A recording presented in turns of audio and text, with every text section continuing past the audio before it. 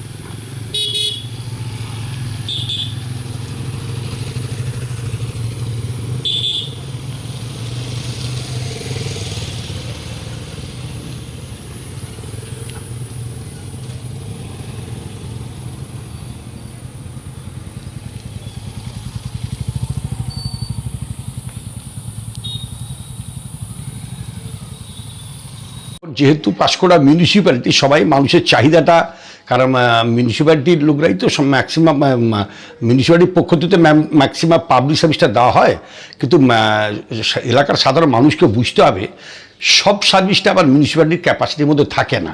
ওই যে রাস্তার কথা বলা হচ্ছে ওটা অ্যাকচুয়ালি সাউথ ইস্টার্ন রেলওয়ের আন্ডারে। রেল মানে কেন্দ্রীয় সরকার, কেন্দ্রের তো এমনিতেই একটা আমাদের রাজ্যের প্রতি বিমাতৃসুলভ আচরণ রয়েছে। তো রিসেন্টলি যে বাজেট পেয়েছিল 100 দিনের কাজ প্রকল্প শূন্য দিয়েছে, কিছু দেয়নি ওরা, রেল প্রকল্পে কিছু বরাদ্দ করেনি। স্বাভাবিকভাবে রাস্তাঘাটের উন্নয়ন হবে না, এটা খুব স্বাভাবিক কথাই। বাট তা সত্ত্বেও আমরা পৌরসভার পক্ষ থেকে অলরেডি স্থানীয় এডিএনকে আমরা একটা চিঠি করেছি এবং তাদেরকে বলেছি যে যাতে দ্রুত ব্যবস্থা নিয়ে মানুষ মানে যান চলাচল উপযোগী করে দেওয়া যায়। আজও সকালে একটা চিঠি করেছি, দেখা যায় আমরা দেখছি রেল থেকে রেসপন্স করে, নাহলে মানে শেষমেশ পুরসভা হস্তক্ষেপ করবে। নন্দকুমার মিশ্র, চেয়ারপারসন, পাঁশকুড়া পৌরসভা। 24 ঘন্টায় যাওয়া আসা করি, এই সমস্যা এরকম বরাবরই এইরকমই। রাস্তাটা কোনোদিনই এই যে ঠিক হচ্ছে না, কখন গাড়ি যে এইগুলো ভেঙে পড়ে যাচ্ছে, কখন রাস্তা জাম, এখন 1 ঘন্টা 2 ঘন্টা এইসব রাস্তাটাই তো দেখতে পাচ্ছেন পুরো সব গাড্ডা গুড্ডি হয়ে সব পড়ে আছে, দুনিয়ার অবস্থা খারাপ হয়ে। আমার বাড়ি তো এই পাশে, 24 ঘন্টায় আমাদেরকে এদিকে যাওয়া আসা করতে। জীবনে ঝুঁকি নিয়ে যেতে হচ্ছে। হ্যাঁ, জীবনে এরকমই আছে, আর জীবন রাস্তাটা এরকম, কোনো দিনের জন্য হচ্ছে এই আর কি। আপনার নাম? আমার নাম মোশাররফ। বাড়ি এই তো চাপাডালির সামনে। গাড্ডা এদিকে ডেলি মরাম থেকে ফেলে, তবু তোমাদের কোনো কাজকর্ম কিছু করেনি। প্রচুর সমস্যা হচ্ছে। আমরা ডেলি যাওয়া আসা কাজ ফাজ করি, ডেলি যায় আসি, আমাদের কোনো সমস্যার হাল করেনি। দিয়ে কোনো দিনে দিয়ে গাড্ডা করে দিচ্ছে, ওদিকে গাড্ডা করে দিচ্ছে। নাম? আমার নাম বাপ্পা খান। বাড়ি?